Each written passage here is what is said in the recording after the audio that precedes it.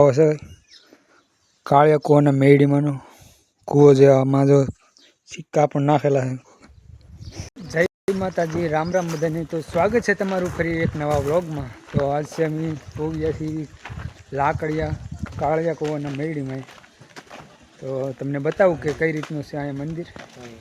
તો સૌથી પહેલાં અહીં જો આ છે જૂનું મંદિર. આ તમને દર્શન કરાવું માતાજીના. તો આ છે શ્રીફળ ઉતરવાનું છે.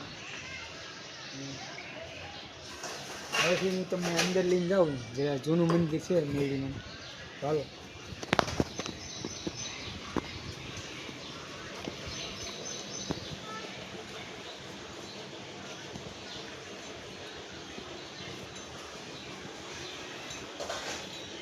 તો આ છે જૂનું મંદિરમાં કાળિયા કૂવાના મેળીમાંનું.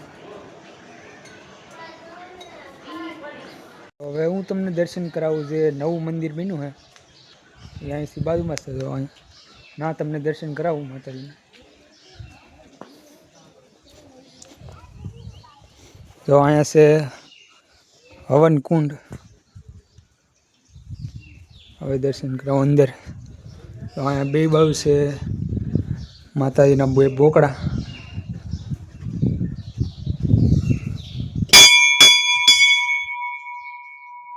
મેળીમાં તો આ છે નવું મંદિર બનેલું છે. દર્શન કરી લો. તો આ છે બધું ભોજનાલયનો રૂમ. તો અંદરથી બતાવું તમને. તો એવડો મોટો વિશાળ ભોજનાલયનો રૂમ છે. તો હવે હું તમને બતાવું કાળિયા કૂવાના મેળીમાંનો જે કૂવો છે એ બતાવું. જો આ ભોજનાલયની સાઈડમાં છે આ રસ્તો હોય, પુલ બનાવેલો નીચે છે એ પાણી જાય. અહીંયા છે કૂવો.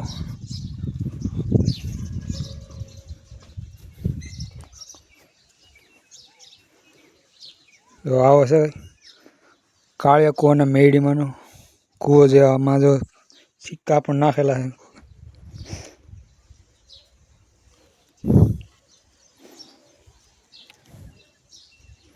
આ છે મંદિરની જે ભોજનાલય છે એની સાઈડમાં પાછળની બાજુ છે કૂવો.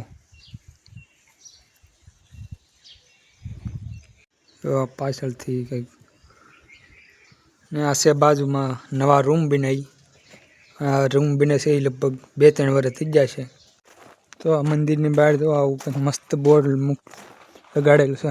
માં નીચે કાળિયા કૂવાના મેળીમાં લાકડિયા. આ છે મસ્ત ફોટો પાડવા માટે છે એ લગાવેલું છે. ઉપર તો ભારતનો ઝંડો મૂકેલો હોય.